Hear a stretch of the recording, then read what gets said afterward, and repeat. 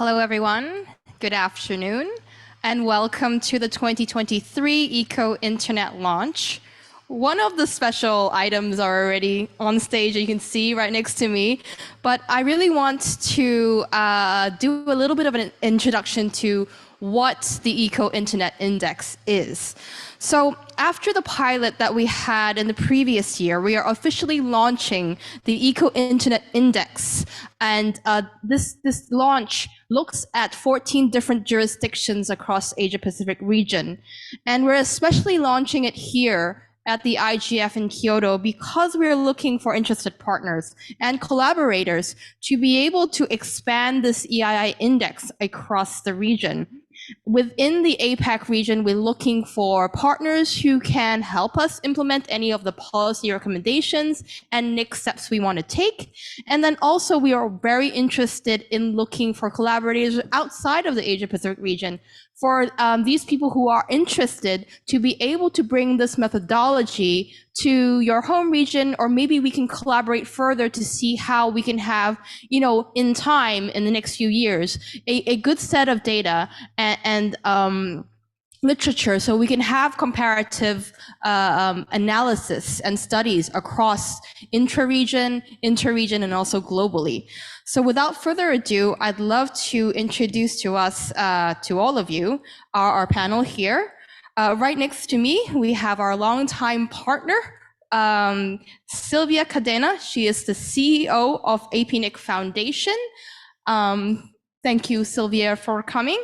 Next to Sylvia, we have Edmund Chung. He is the CEO of DotAsia Organization. He'll be giving a more in-depth look at what the EcoInternet Index actually is. And then finally, we have all across over there, we have Luc Rongguang Tiao. He is one of our youth extraordinaire delegates from the Malaysia IGF. YIGF, Youth IGF. And on my left, we have our special surprise guest here. He is Ajitora, and he is our little mascot tiger. He is a tiger that's born on the internet, and he's actually, his official title is Stakeholder Engagement Manager for DotAsia Organization. I forgot to introduce myself. My name is Jennifer Chung. I will be your MC today. And now I'd love to hand the floor over to Edmund Chung, who will bring you through what the EcoInternet Index is and what it looks like. Edmund, over to you. Thank you, Jen, and thank you, Aji, for joining us. And also, thank you, everyone, for taking the time. As Jen was mentioning, and if I can show the slides, is it up already? Yeah, there you go. Thank you. As Jan was mentioning, the initiative is really about collaboration, and I'll talk a little bit further about it. But before I go into EcoInternet, just a quick introduction of what DotAsia is about. If you don't already know, I think most of you probably know, but DotAsia is, of course, the top-level domain. So one of our main work is to operate the top-level domain .asia. So instead of domain.com, it's .asia. But we operate as a not-for-profit organization, and so that means that every .asia domain actually contributes to internet development around Asia. We have various different projects like supporting young participants coming to IGF and other internet governance forums, as well as today, our project. So next time you think about operating or running something that has anything to do with Asia, think about utilizing a .asia domain. So the story of today's launch started quite some time ago, actually. In 2016, when the United Nations put into operation the SDGs, the Sustainable Development Goals, that was when Aji joined DotAsia. That's when Ajitora joined DotAsia, and we started working on advocacy and discussion about how the internet impacts the environment. Both in a positive way as well as in a negative way. Back then, we also talked about illegal wildlife trade, which the internet actually supported in some ways and created issues. But today, we're talking about the EcoInternet Index. And on your table, there is the report that we're actually launching today, which I'll talk a little bit further about. So take a look at that. And back in 2020 was when the EcoInternet initiative started, and we worked very closely with APNIC and Sylvia. Actually, Sylvia's team was a very important part of the inspiration of the idea of looking into the issue of an eco-internet, how the internet itself impacts climate change and that kind of thing. Because at that time, actually 2020, was a very interesting time. Of course, everyone knows that the pandemic hit, but right before, the internet, of course, was already taking off. But at the point of the 2020, that was when a huge amount of additional activity. I used to not be able to get, other industry people to try to get on a Zoom call, for example. And I would never have imagined my kids would go to school at home, facing a screen. But that also brought along a narrative about how, the negative impacts of the internet. And one of the things that we looked immediately into is that's not all the story, right? I mean, it's not about watching video and then therefore, killing more trees. There has to be a different narrative. And this is what EcoInternet Index is really about. So in 2021, we started working on the narrative. We started working on which of the SDGs really we want to reflect on in terms of how we describe the narrative for thinking about what an eco-internet looks like. So back in 2021, we actually put together a pilot study and a group of advisors ranging from economic side, from environmental side, from of course internet related side as well. And what we did was, first of all, tackle one of the issues, right, which is the narrative. What are we talking about? It's not just obviously about the carbon footprint or the absolute carbon footprint of the internet, but it's also about what the internet replaces, right? So just by talking about how many trees you're watching a movie online is not useful unless you also think about how much less petrol you're using to drive to the cinema. But that also is not the absolute as well. So on the flip side is also true. The reason why we are all here today in Kyoto is that it's not to say an absolute either. Just because having a Zoom call probably is carbon lighter than flying to Kyoto to have the IGF here doesn't mean we don't do that either. So there is the internet advantage. So how do we describe this issue and really look into the question of what an eco-internet would look like?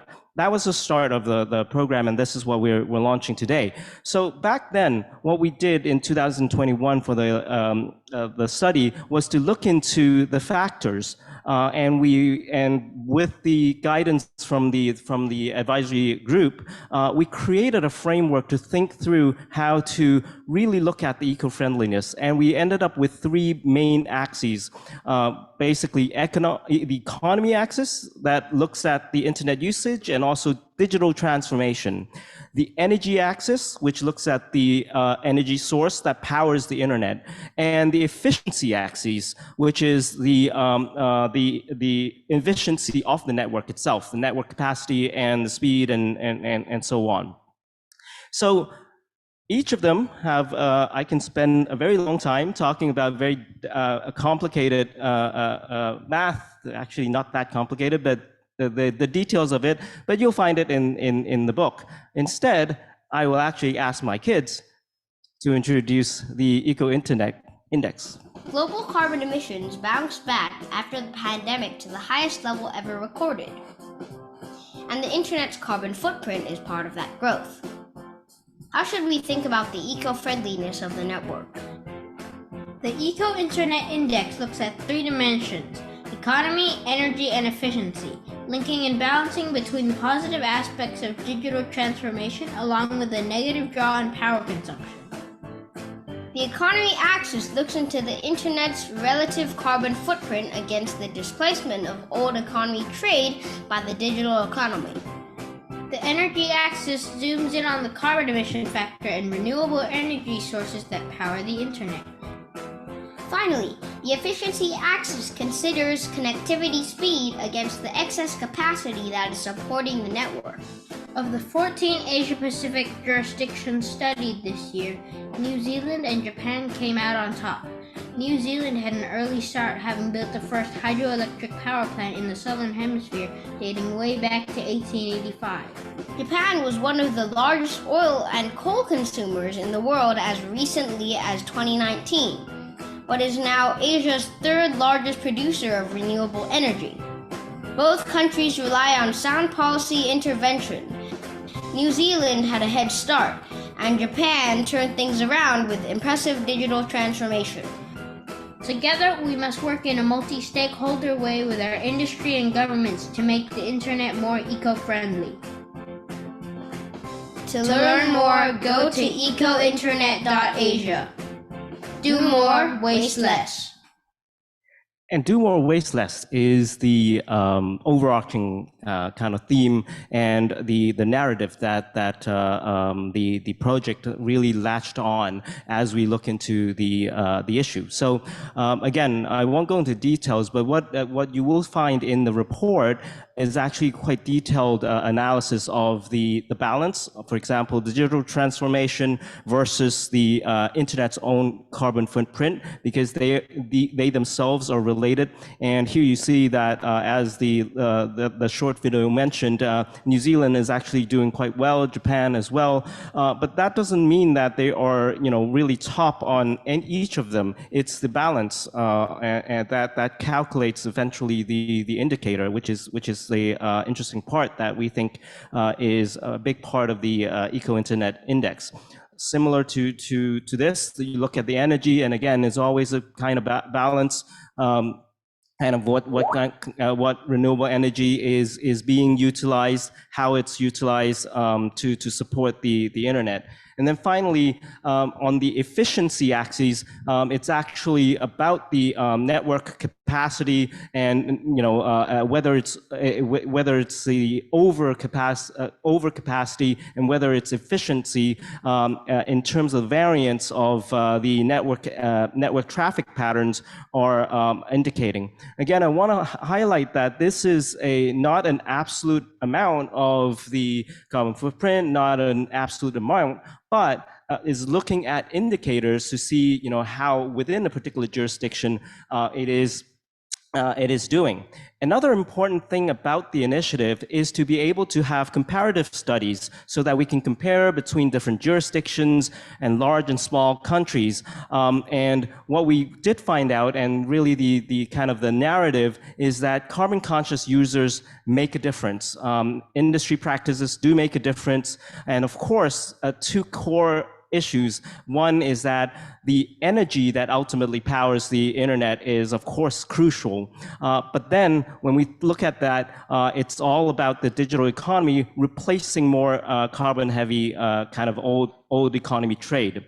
And on the network efficiency, we also created or produced a little video that can explain much more than I'm being able to. So let's look at the video. Think of data traffic on the internet like the subway train system. Each byte of data like a passenger, and the internet bandwidth like the size of the train. If everyone takes the subway at the same time, we'll need bigger trains and increase the total number of trains that can be on the tracks at the same time. That is called the peak hour or peak usage. But if the same number of people travel at different times throughout the day, we only need smaller trains and also less number of trains at the same time and still get everyone to their destination. That way, we have a more efficient system which saves energy. Same for the internet. If we better utilize the capacity of the network by moving it or spreading some activities across non-peak hours of internet traffic, for example, data backups, video downloads, mass emailing, etc. You may think that changing only your habit may not have a big impact, but imagine if all the internet companies and your favorite apps and games become more carbon conscious. Together we can make a big difference. The internet has a carbon footprint too.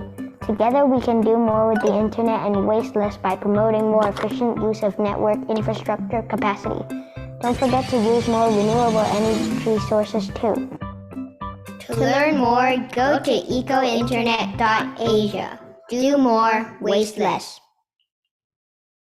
And then, so basically that's part of the calculations. And then this year, we also, besides the calculations that is based on the framework that was developed in the pilot, we looked at the 14 countries and jurisdictions. And as mentioned in the previous video, New Zealand and Japan came up in top. But again, I want to emphasize that it's not about the absolute ranking either. This is a discussion starter. This is starting a dialogue of how do we think about an eco-internet.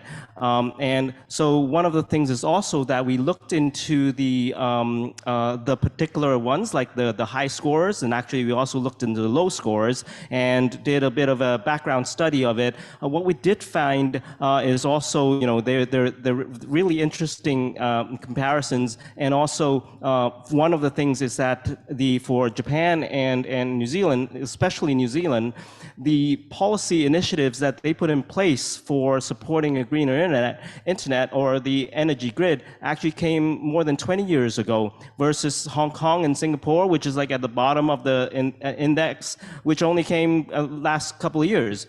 So it does reflect on a lot of these items as well. And so the next thing that I did want to show, is a third video, which dug deeper, a little bit deeper, and talked about the policy initiative, especially about Japan. I'll let the video talk for itself and then add to it. Japan is number 2 on the EcoInternet Index 2023.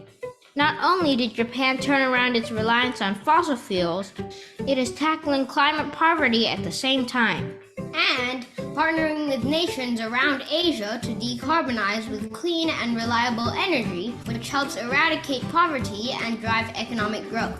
Experts recognize that improving access to clean energy reduces poverty by increasing education and improving public health. World Bank says that solar-powered off-grid solutions are crucial to connecting the poorest and hardest to reach. That means digital inclusion, which brings the education and economic benefits of the internet to even the remotest parts of the world, must be powered by clean energy. Our friends at DotUZ are doing exactly that with the IT Village project. Instead of having mountain kids travel to the city, the IT Village brings the internet to the mountains in the Samarkand region of Uzbekistan, teaching school children media literacy and coding, providing youth essential skills to thrive in cyberspace. What is more exciting is that the IT Village is powered by solar energy. Digital transformation and sustainable energy comes hand in hand. Perhaps that is why Japan is number 1 in digital economy, according to the EII data. To learn more, go to EcoInternet.Asia. Do more, waste less. So that pretty much sums up a little bit what was written in terms of the study. One of the things that we do see is how the relationship between digital inclusion and sustainability needs to come hand in hand. The carbon consciousness that makes a difference, as I mentioned, and what is also important is that in the last couple of years, since our our pilot study, we've been engaging with different people, and we realized that a lot of the policy intervention, in order for them to be successful, it's very important to take on what we love here in this community, a multi-stakeholder model and approach, so that the policy interventions could be reinforced. And this is sort of This is the first time we're launching a full-scale kind of ranking. We're hoping that we'll continue every year with the support from APNIC Foundation and others to actually not only start the conversation, but also to look into it as becoming an eco-internet movement. And that's what requires multi-stakeholder collaboration. And finally, do follow us on EcoInternet.Asia, and us being a domain registry, we'll never use a QR code, so do follow us on Facebook, Instagram, LinkedIn, or X, and these are the domains that you can go to for them. Thank you. Thank you so much, Edmund, for giving us a really comprehensive look on what EcoInternet Index is.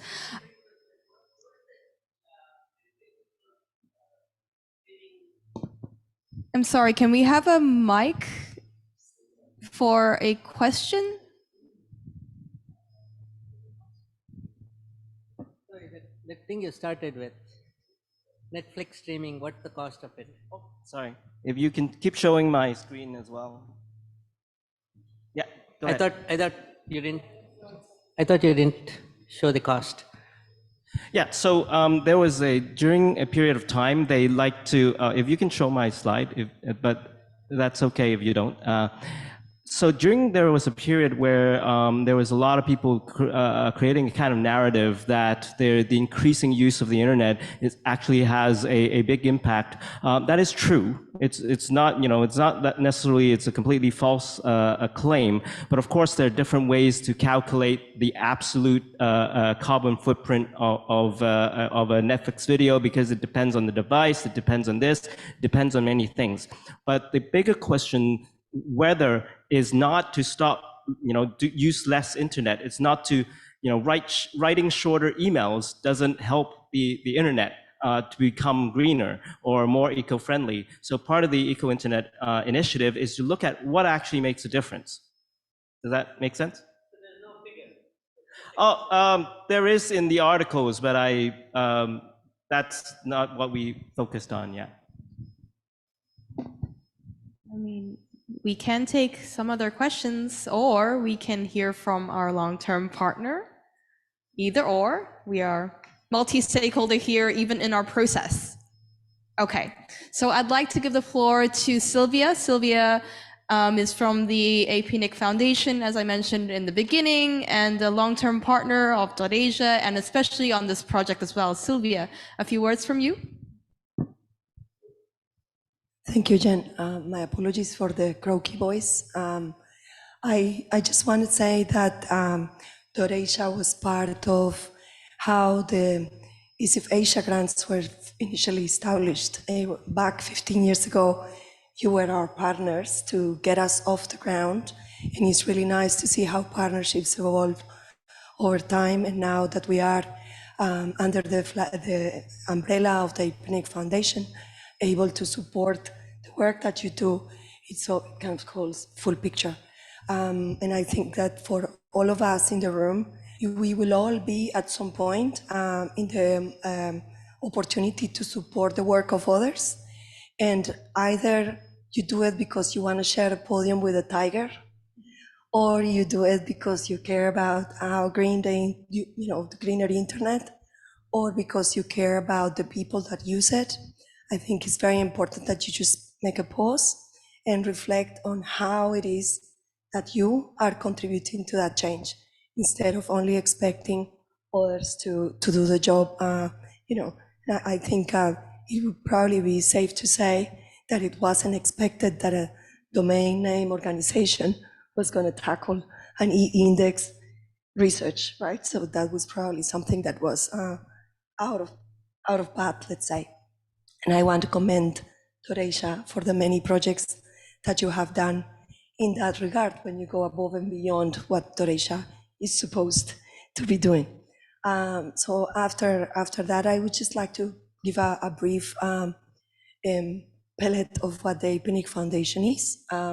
We are the fundraising arm of APNIC. APNIC is the Asia Pacific Network Information Center.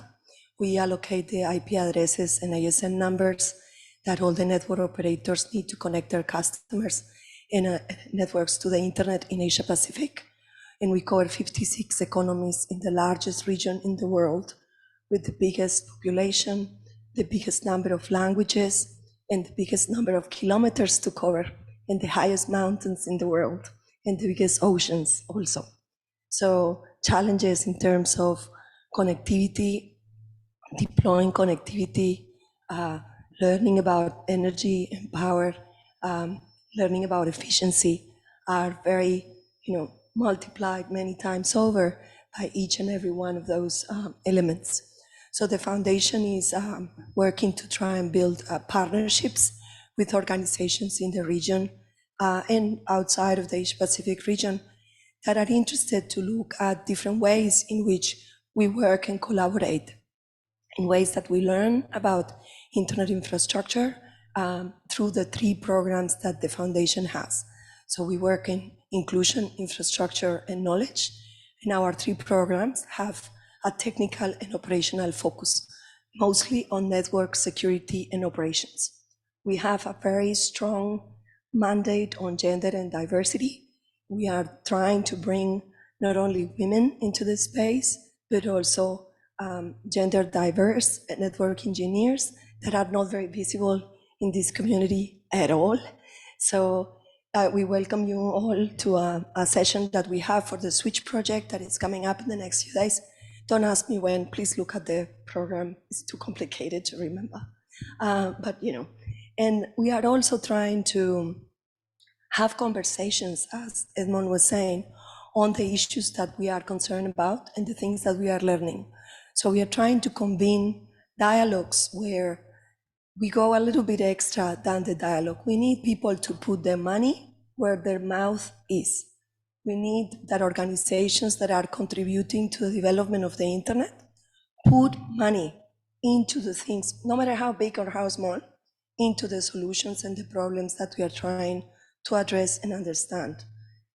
It is too much of a problem to think that one donor, one government, one source of funding will address the issues.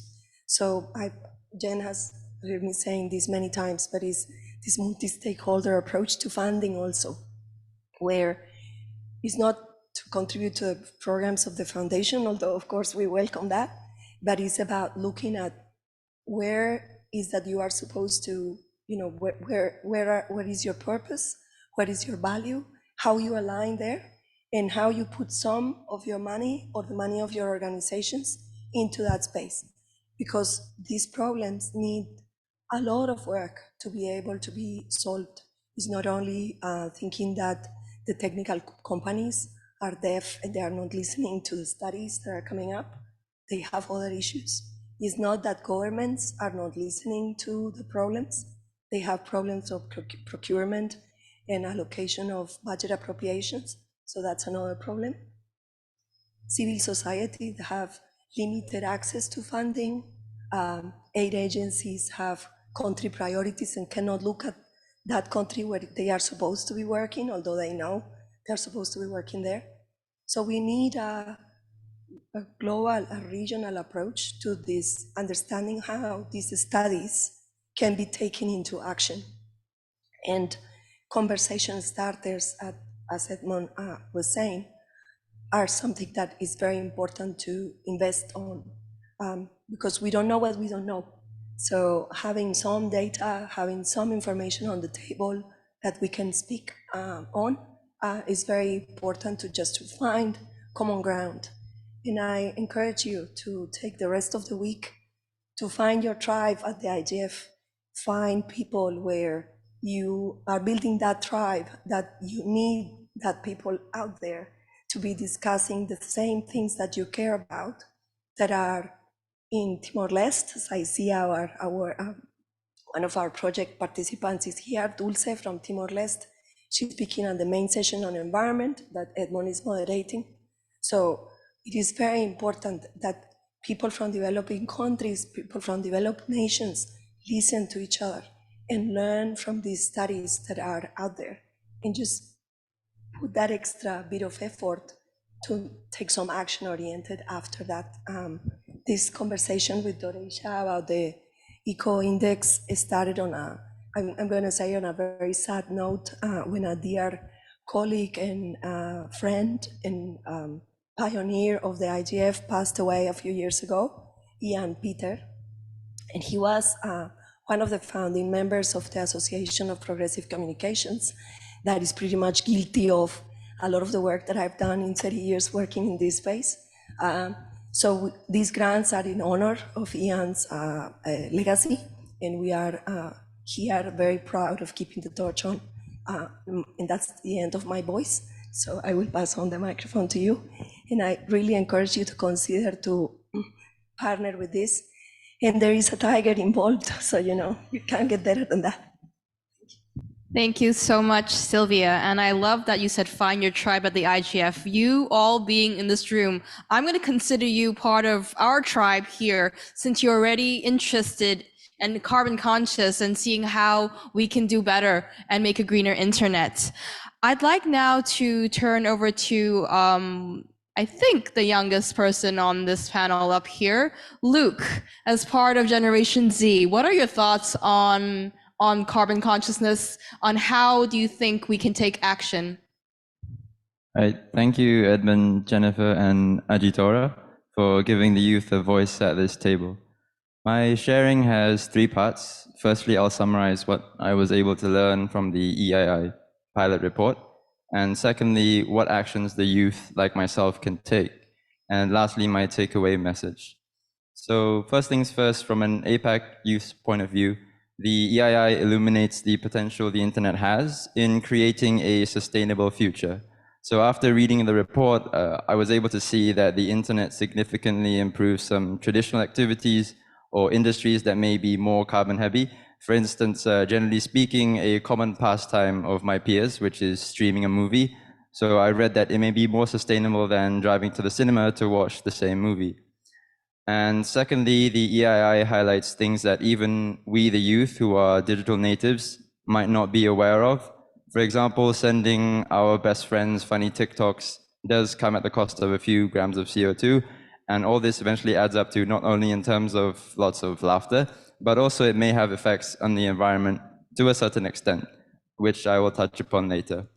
And lastly, the findings from the EII have shown that digital transformation and sustainability are closely intertwined. And Japan, where we currently are, and also where the IGF is being held, is an excellent exemplar of using effective policies to ensure digital inclusion. So in terms of what action can youth take from the report and what they can do in their daily lives to implement this EII, to really live it and not just read it and forget about it. This is where I'd just like to zoom out a bit from today's discussion and touch upon one thing that I believe is extremely important for the youth, especially as we're becoming more and more connected. And that one thing is cultural nuances that are present in the IG community and scene. So this was clear in yesterday's IGF pre-event held by SIG, the School of Internet Governance, titled Empowering Youths Toward the Internet That We Want. And one of the speakers mentioned that in his local community, compliance is a common occurrence. So for instance, to combat piracy, it was recommended that a reduction of all digital-related activities, such as reducing screen time and not circulating social media content. Well, it was agreed there that this is not what we want. The youth should not be afraid of the internet, but rather they should implement best practices to ensure that they are involved and actually care about how, who governs the internet. So bringing it back to today's conversation regarding the EII, in terms of what concrete actions the youth can take, well, basically the youth need to become carbon conscious users of the internet. As Edmund did mention, this does not mean reducing all of our online activities. Rather, a more realistic approach to being carbon conscious is considering the timing of our activities, which is pretty simple. So basically trying to avoid peak internet traffic hours.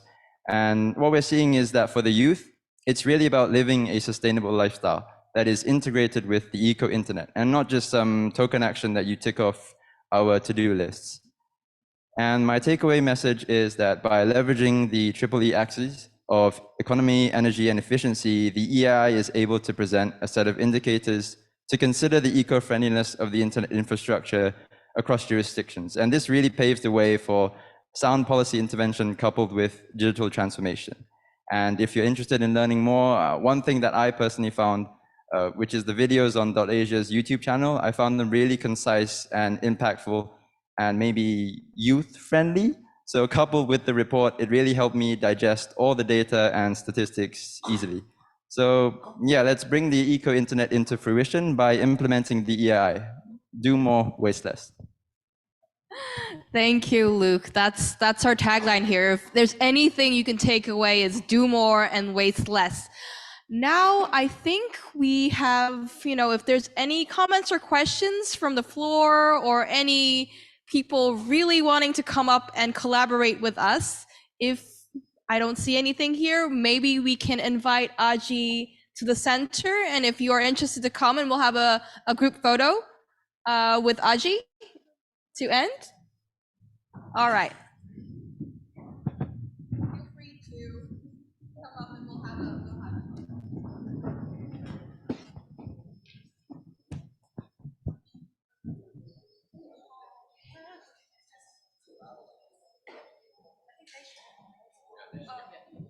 yeah, we'll take one person so that everyone will join.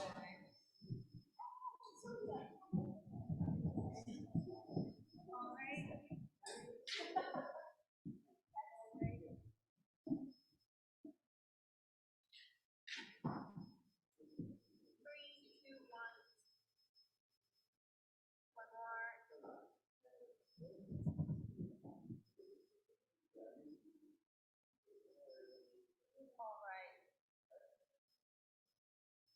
Great. Everyone, please join us for the photo.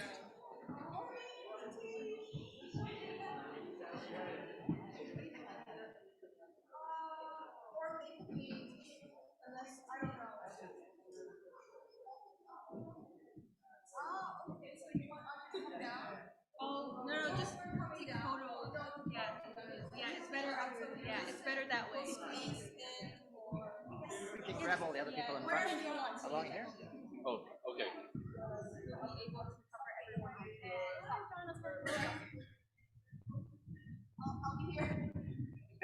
I think that should be here. Yeah, we so might want to it's get like some big, people down and here then we so can we can come fit here more. and there. Can we put it up here?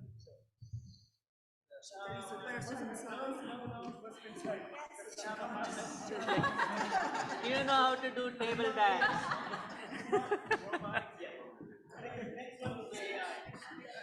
All right. Amazing, everyone.